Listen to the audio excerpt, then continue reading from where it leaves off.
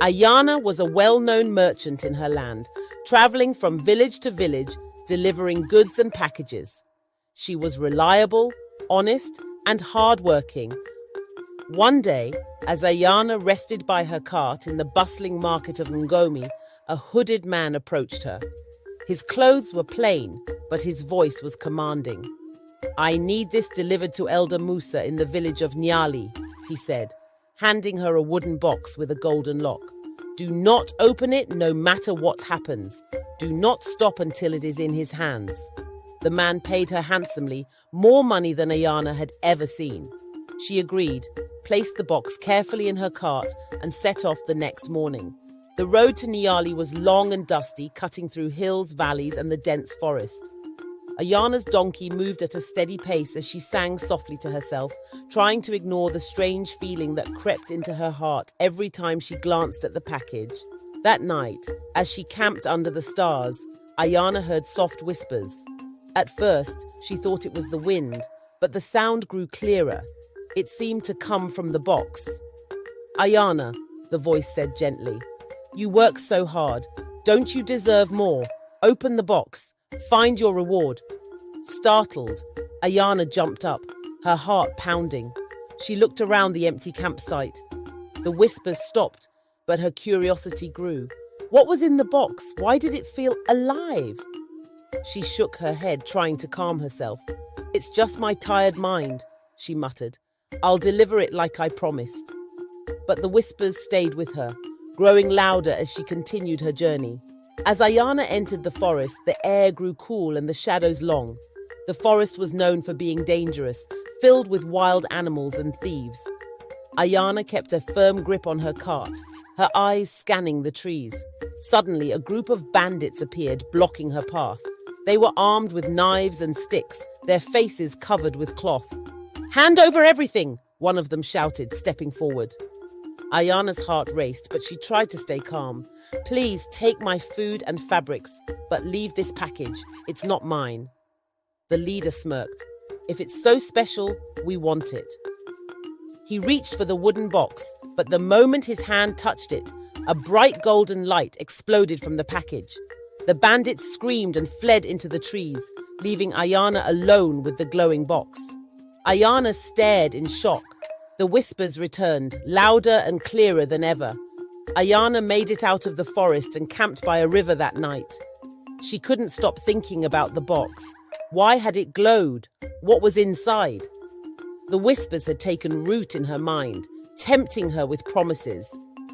"You deserve happiness. You've worked so hard. Open it, Ayana. Take what's yours."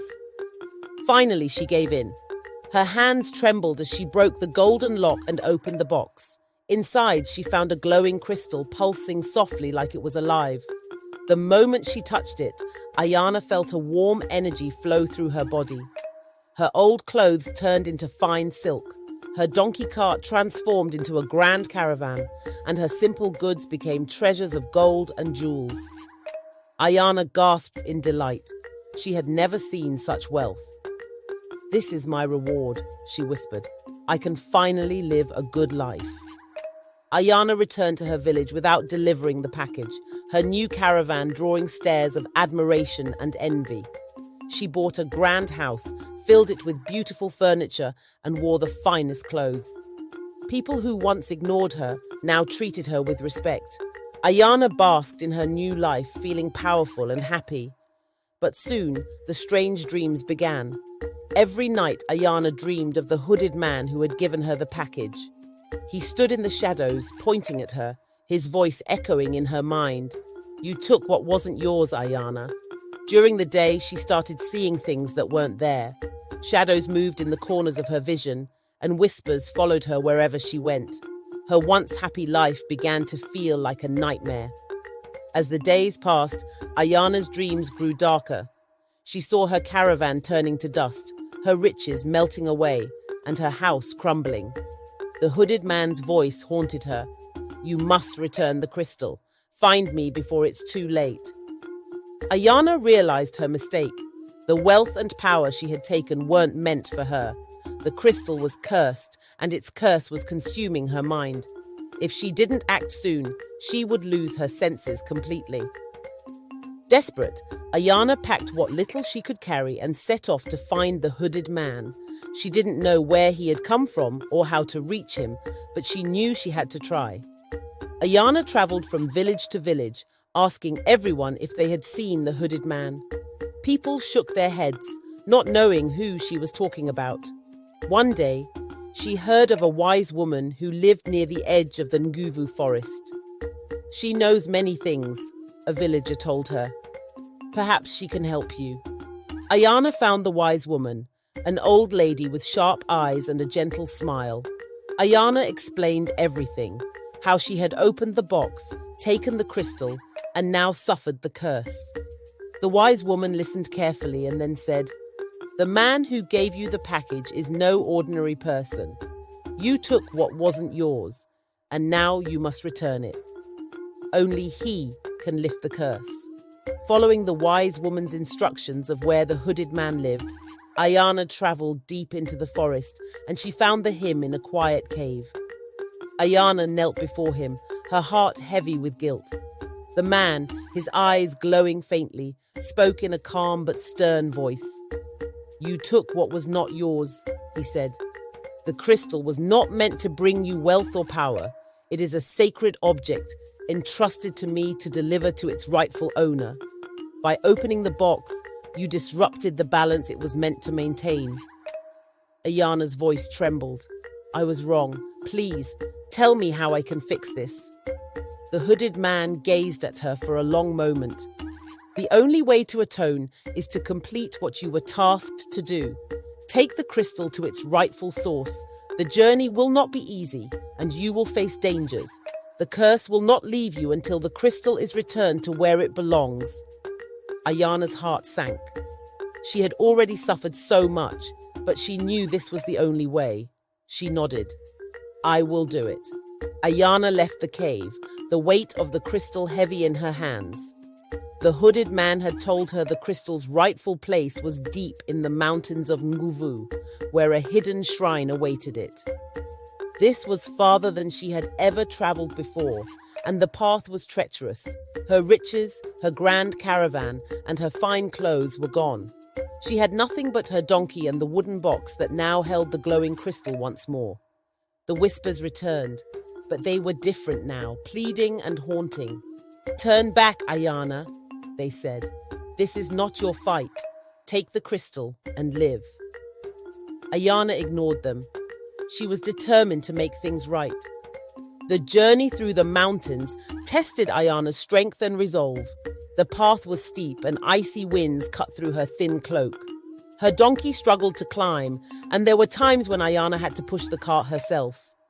One night, she camped near a rocky cliff, and as she slept, she dreamed of her old life, the grand house, the treasures, and the admiration of the townsfolk.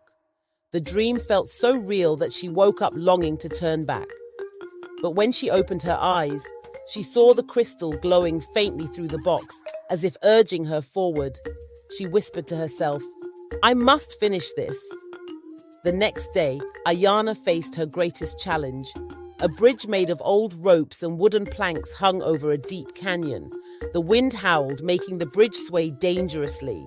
Ayana's donkey refused to cross, braying in fear. Taking a deep breath, Ayana left the cart behind and carried the box herself. Step by step, she moved across the swaying bridge. Halfway through, one of the ropes snapped and Ayana froze, clutching the box tightly. "I cannot give up," she muttered, forcing herself to keep moving.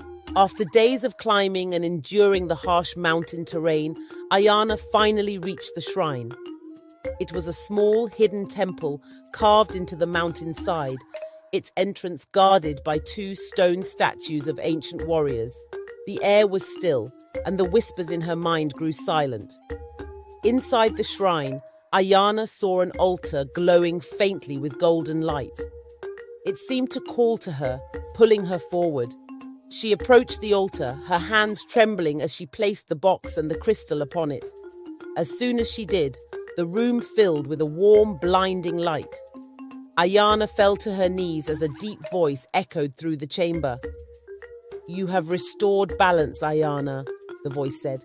"You were tested, and though you faltered, you have chosen the path of atonement. The curse is lifted." Ayana felt the weight in her heart vanish, replaced by a deep sense of peace. The crystal's glow dimmed, and it sank into the altar, disappearing forever. Ayana descended the mountain, her body tired but her heart light. She no longer heard whispers or saw shadows. She had nothing, no riches, no caravan, and no grand house, but she felt free. When she returned to Ngomi, she went back to her simple life as a merchant, delivering packages with care and honesty. People noticed a change in her. Ayana was kinder, more patient, and carried a quiet strength that inspired others. Though she could never forget the mistakes she had made, Ayana knew she had been given a second chance, and she vowed never to take what wasn't hers again. I hope you enjoyed this story. Please like, comment, and subscribe for more interesting stories like this. Thank you for watching, and see you next time.